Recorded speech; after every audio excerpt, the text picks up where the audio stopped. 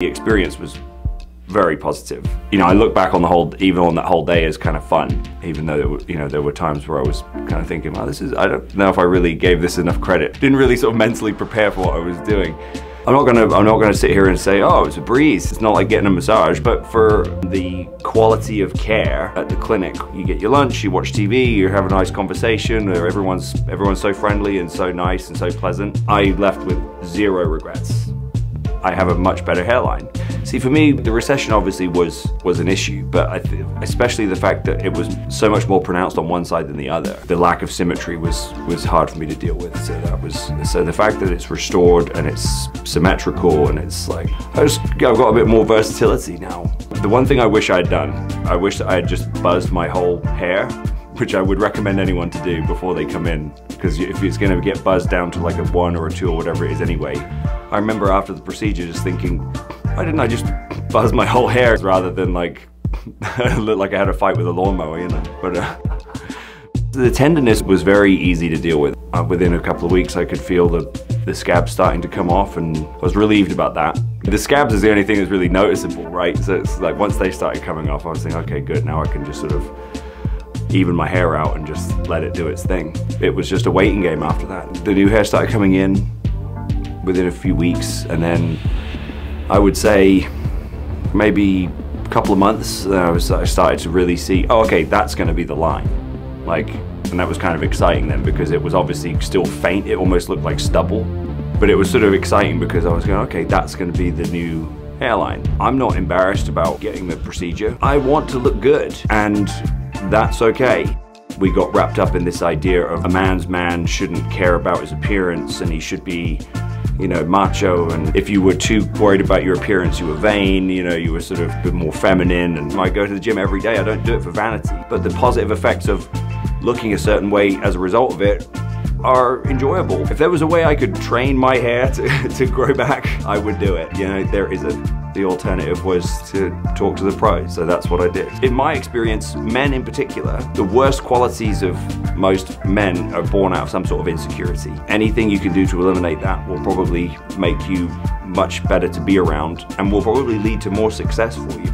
I've often been praised for the way I carry myself. Like people say, oh, he carries himself like such a professional. That's not really a physical skill. That's really more of a mental skill. Part of the reason I'm able to do that is by having the confidence in the way I look and being able to say, okay, I got to walk into this room and I've got to command the room. That's a calling card of mine. That's a skill that I've worked on for a number of years.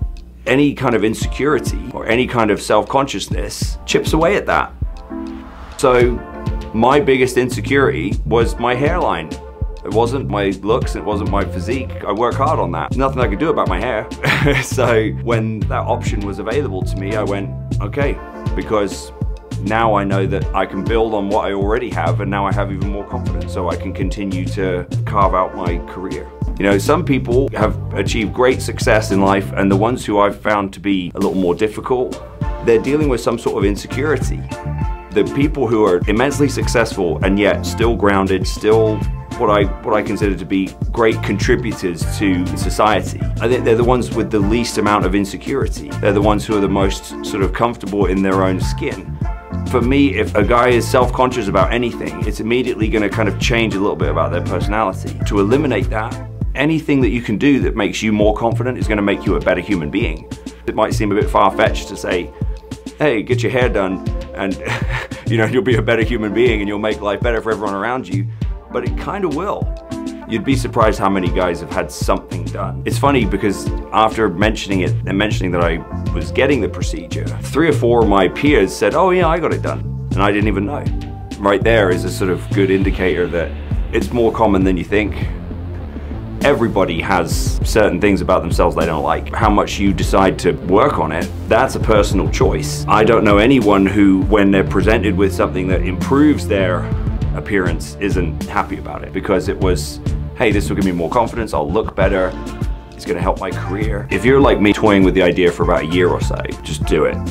If I can help one person if they're worried about the stigma or being embarrassed, I would say, but do you care more about looking as good as you can look and a few people knowing that you had a procedure done, or looking a way that you're not happy with for the rest of your life? You know, I know which one I would take. I can't imagine anyone comes away from this procedure without eventually having more confidence. No regrets doesn't really do it justice.